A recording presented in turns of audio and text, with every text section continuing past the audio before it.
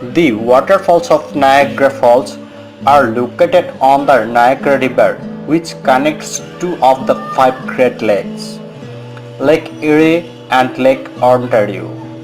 Collectively, the waterfalls are named Niagara Falls.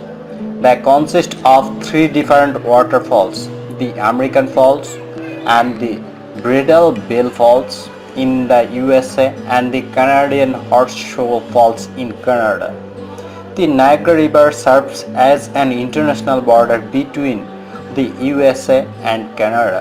There are two distinct cities: Niagara Falls, Ontario, Canada, and Niagara Falls, New York, United States of America. The next time someone asks you where Niagara Falls is, now you know. Need a Niagara Falls address for your GPS or map program to get you to the falls. For the American Falls is in Niagara Falls, New York, USA 301 Prospect Street, Niagara Falls, NY. For the Canadian Falls in Niagara Falls, Ontario, Canada, USA 6650 Niagara PKWY, Niagara Falls, Ontario, Canada.